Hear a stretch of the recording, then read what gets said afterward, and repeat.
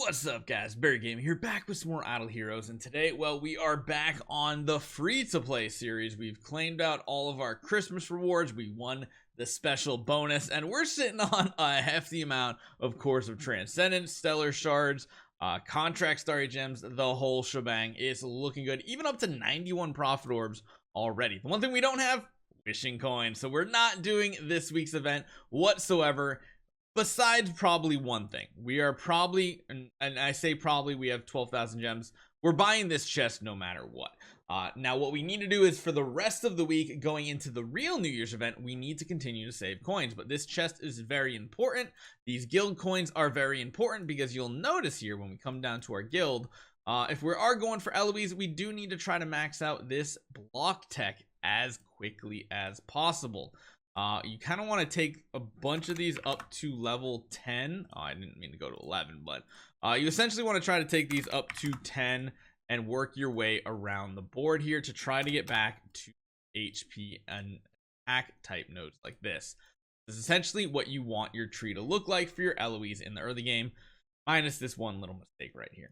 But yeah, that's what we're going to be doing here. And there's a couple things we just finished. We just got to 12-5, account level 75. So we get gems and we get that Garuda copy. That Garuda copy is going to be very important. We also get our first energy artifact, which is amazing.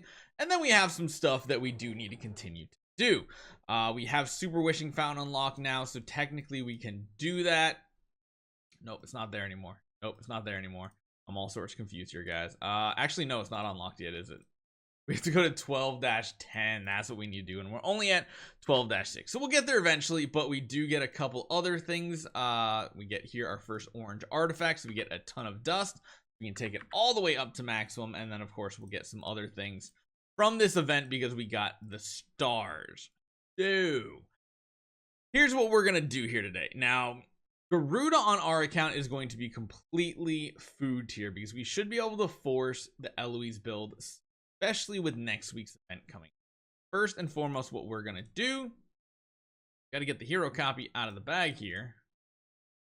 We have everything else to go, good to go here. Yeah, we got puppets, we got everything. We are turning our Garuda into food. Now, she might be better than Eloise in doing something like Aspen Dungeon and such. But either way, we are going to just be taking this hero up to her level right here, and then she is going to become a food hero. Before you do finish that, you can try to do any more difficulties that are possible here. Just try to skip through and get a couple more victories. It might help you out a little bit. Overall, though, not that big of a deal. What we do also get is elite 5-star hero shards that we're going to save up, and of course we get the monthlies, give us a decent amount of gold, dust, and all that stuff. So yeah, there's no point really leveling her up because what we did do is we got that chest, which is right over here. We're gonna cash that in for an Eloise copy. Good lord, you realize look how many heroes have come out since Eloise. She's still the best hero in this list. It's crazy, absolutely crazy. So there we go. We have the hero copy right there, and we are going to take her to 10-star. Now, the other thing we did, I want to make sure you guys understand our process here. At chapter 24, we got the next newbie growth support package. It included a 6-star puppet. That was absolutely huge.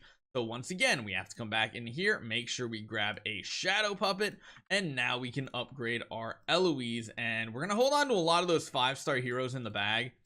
Mainly because, oh yeah, I keep forgetting. I know I have to keep getting stuff out of the bag. I just keep forgetting to do it. A lot of these are going to be saved up for Heroic Miracle, especially these light and dark ones here. Those are going to be very, very good for us when a Heroic Miracle comes around, and that's going to be very beneficial to us. There we go. There we go. And this is going to be the hero we have to feed now. Of course, Garuda's in like every one of our lineups, but this is going to be the goodbye moment for Garuda. I don't think we had her in Star Arena, did we? No, I already preemptively took her out of there.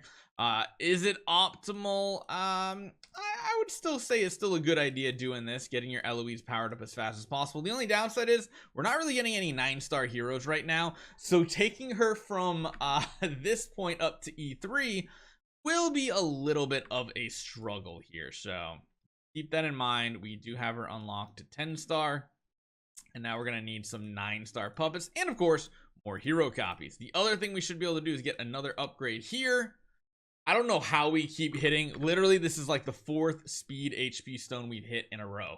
I really want a block stone, however. Her block chance, pretty decent. Not too bad.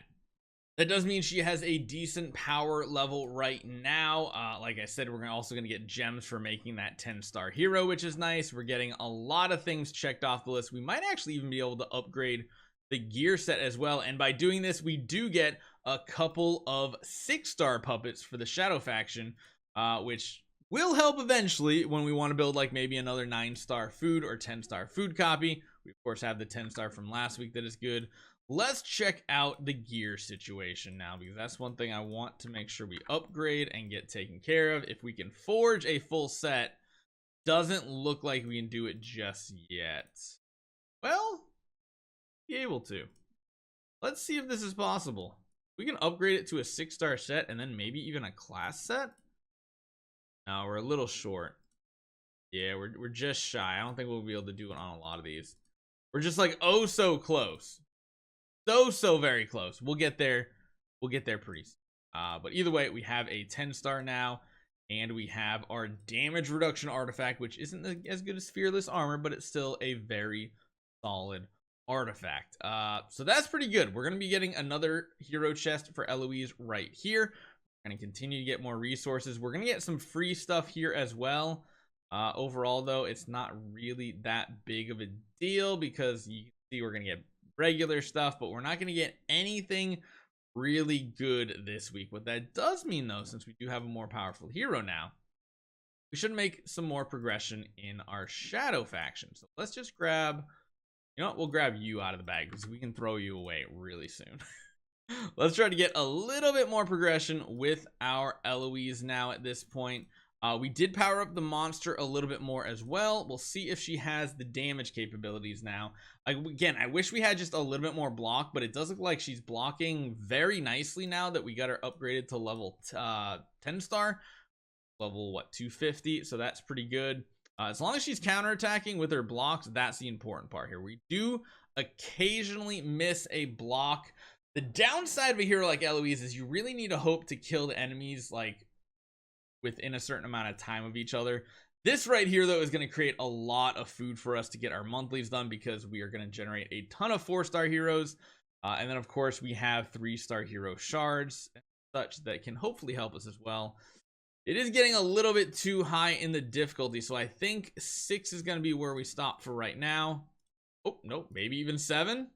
Cool. What that does do is it generates 1 additional smash a day to get more 4-star heroes and more shards. Honestly, I think right out of the gate, just going for some treasure train stuff is probably the play. However, that's not unlocked yet. That takes a while to unlock. We still need like 2 more full stages. We're on 12.5. We need to go to 14.5.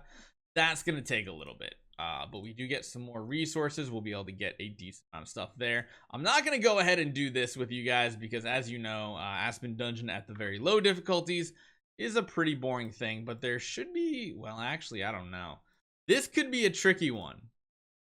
This actually could be a tricky one, because if you know, Walter just chain stun locks your allies, and I don't think she has enough oomph in this first round to do anything. We have to just hope she doesn't get stunned, which she didn't for quite a while, but then once we get to this point, I think we just die. Once you get oh, well, all right then, that's pretty solid. Maybe we can make even more progress here today.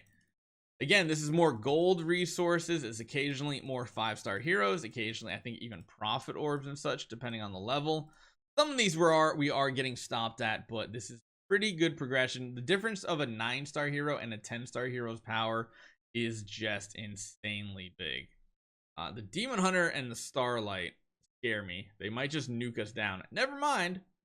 They're dead. Sweet. So yeah, there is some RNG on some of these waves here. Some of them are easier, some of them are more difficult, as you guys know, with Tower of Oblivion. But if we can continue to power up our Eloise, she's going to be able to make a ton of progress. It really helps that we have that damage reduction artifact really early on. Really awesome pickup.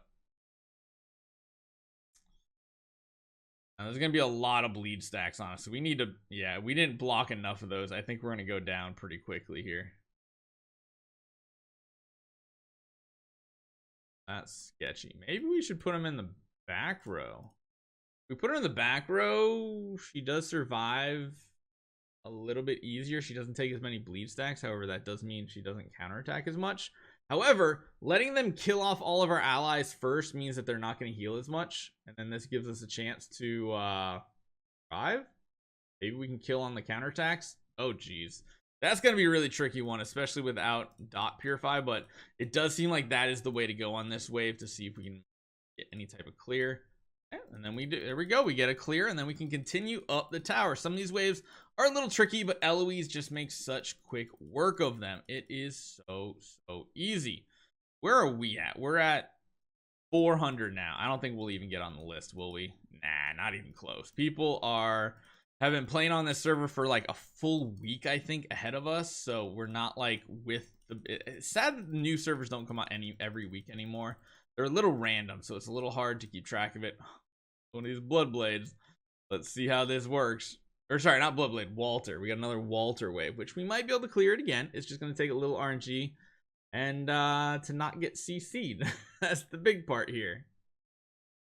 Need to get a few of these counterattacks off before we get stunned. Actually, we're getting a lot of counterattacks off. It's just the poison stack is a little much. So yeah, there we are. We're getting some progress here. This is going to be a pretty passive week overall, but getting a 10-star hero, pretty good. We don't have a Soul Awakening just yet.